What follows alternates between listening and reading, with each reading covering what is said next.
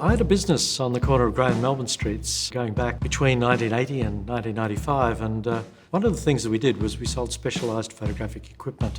So I had this elderly gentleman who used to come and sit opposite me and tell me stories about his career and life in photography. He was a flamboyant man, incredibly well dressed, very dapper, and he always had a hat. And he sat there very prim and proper. When he used to talk about photographing throughout Queensland, and then there'd be Adelaide, and then there'd be Darwin and Alice Springs, like he was Mr. Google before Google Maps and Google Earth was there. I used to shake my head and I'd say, "You're the man that photographed every house in Australia." And that was Frank Corley.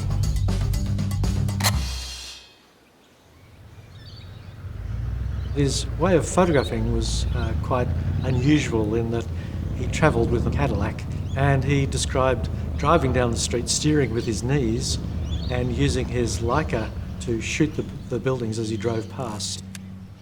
I have a camera here which is very much like his Leica. This is a little bit predating his, but essentially he would drive past and steer and fire and take the photographs.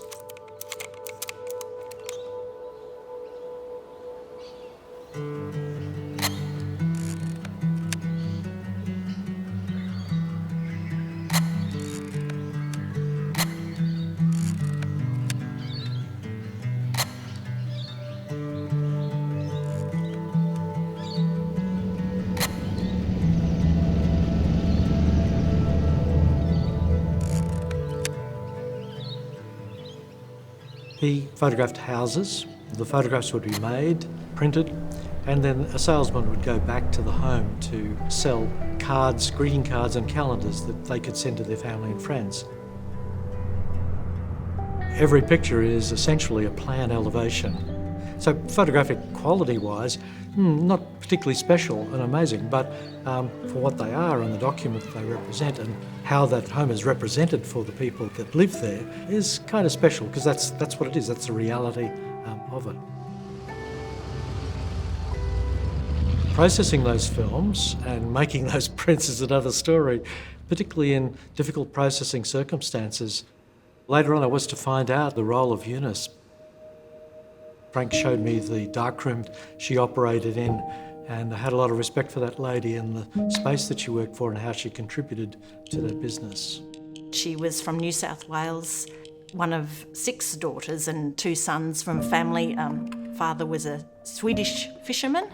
She and Frank got married in Sydney in the 1940s.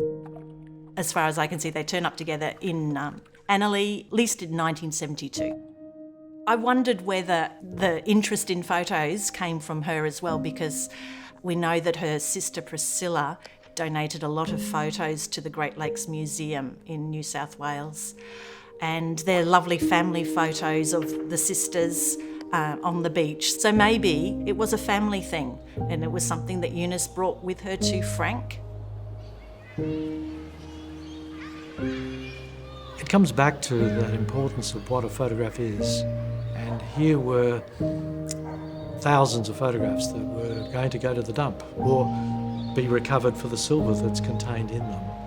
But in that also is history, and photography is the most viable form we have of condensing a moment in time and an area of space into something that can transcend. And all of that goes, is lost. So I didn't want this to be lost.